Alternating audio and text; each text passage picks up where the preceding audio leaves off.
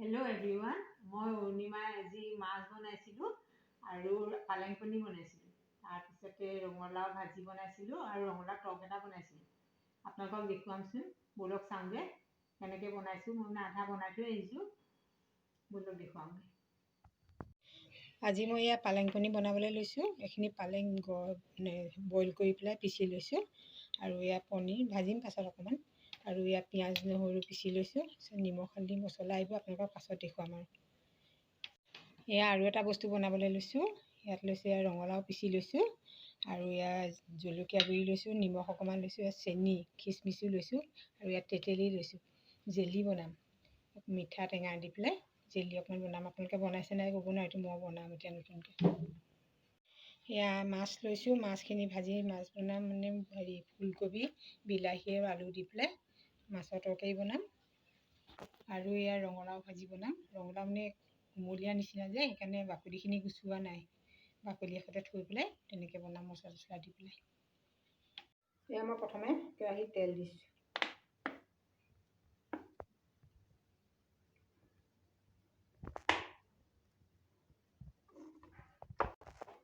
এয়া মই প্ৰথমে পনীৰটো ভাজি ল'ম।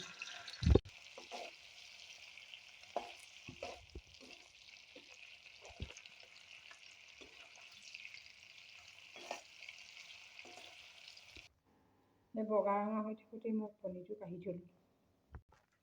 এতিয়া একেখিনি তেলতে মই ইয়াত পিঁয়াজ জালুকখিনি দি দিছোঁ।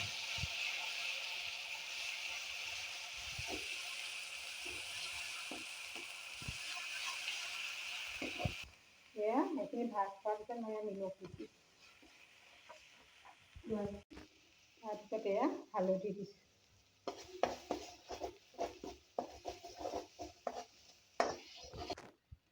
এয়া জালুকৰ গুড়ি অকণমান দিছোঁ। এয়া মিট মছলা অকণমান দিছোঁ।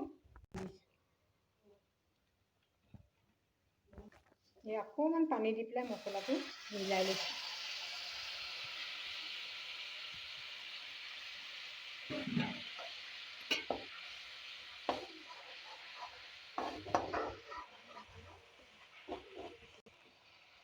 ইয়াত তেল ওলাই গ'ল। তেল ওলাই গ'লত মই ইয়াত পালেংখিনি দি দিছোঁ।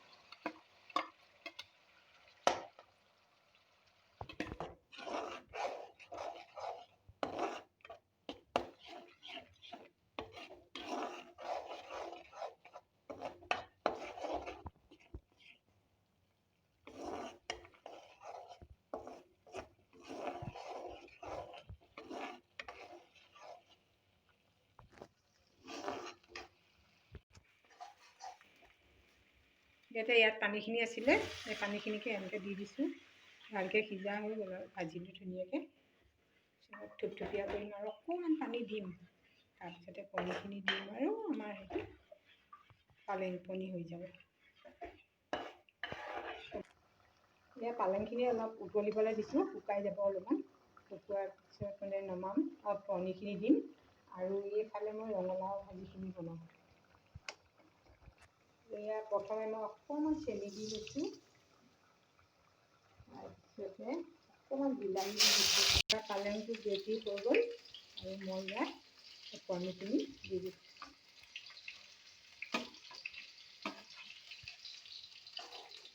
অলপ উতলিবলৈ দিম আৰু তাৰপিছতে নমাই দিম।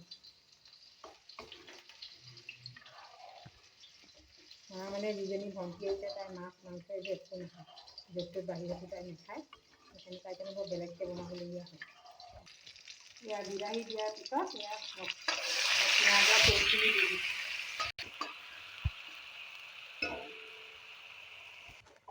এয়া চাওক, এয়া মোৰ পালেং পনীৰ ৰেডি। এয়া এনেকৈ বনাইছোঁ।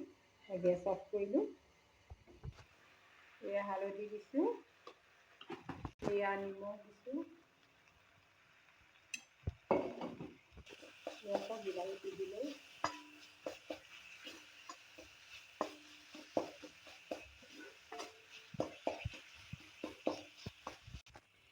এয়া জিৰা পাউডাৰ দিছোঁ। এয়া গৰম মছলা দিছোঁ। এয়া জালুকৰ গুড়ি দিছোঁ।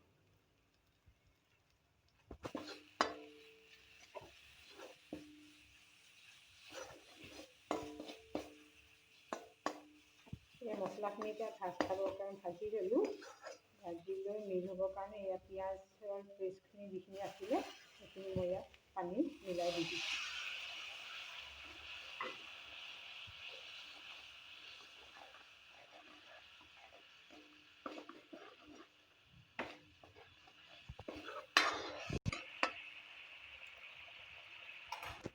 এয়া ৰঙালাও আলুবোৰ দি দিছোঁ।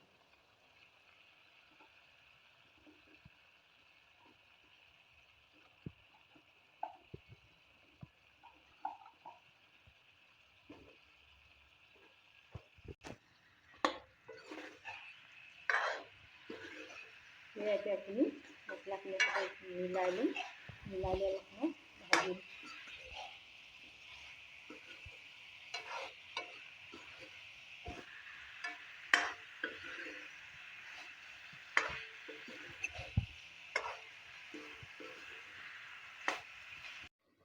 এয়া মই অকণমান ৰিফাইন দি দিছোঁ, অকণমান পাঁচফোৰণ দি দিছোঁ।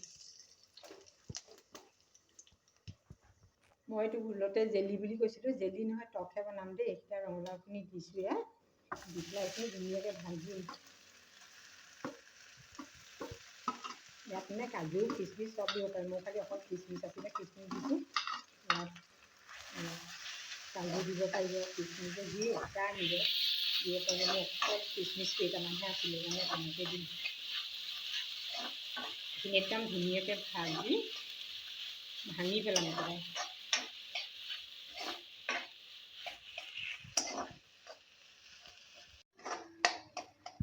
এয়া এইখিনি এতিয়া দিছে ভাং খাই গ'ল, একদম মিহি হৈ গ'ল, চব এতিয়া মিহি হৈ গ'ল। এতিয়া ইয়াত অকণমান নিমখ দিছোঁ, অকণমান জলকীয়া গুড়ি দিছোঁ, অকণমান মছলা অকণমান দিম আৰু ভাল লাগে যে। তাৰপিছতে এয়া চেনি দিছোঁ, এয়া কিচমিচ কেইটামান আছিলে সেইকেইটা দি দিছোঁ, কাটি নিদিলোঁ আৰু গোটাকৈ দি দিছোঁ। এতিয়া ধুনীয়াকৈ ভাজিম।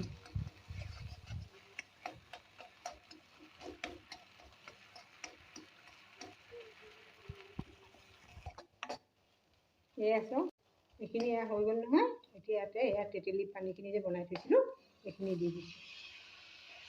তাৰপিছতে এইখিনি উতলিব আৰু হৈ গ'ল। মাছ ভাজি মাছৰ কাৰণে ইয়াত তেল দিছোঁ। এয়া এইখিনি ভাজি আছোঁ আৰু এইফালে মাছখিনি ফ্ৰাই কৰিম। এইখিনি ফ্ৰাই হৈ আছে, এতিয়া পানী দিম আৰু এয়া এতিয়া মাছ দিছোঁ ভাজি।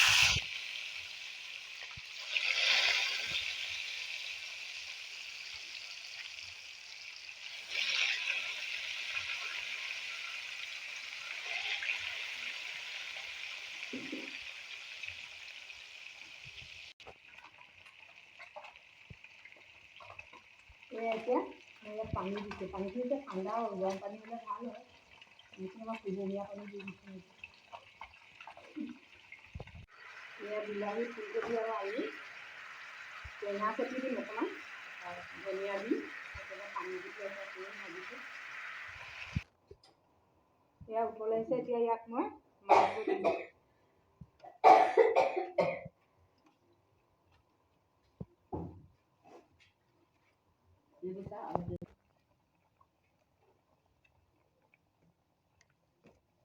এয়া মাছ দি দিছোঁ, জানো পিছ ক'ব নোৱাৰোঁ দেই।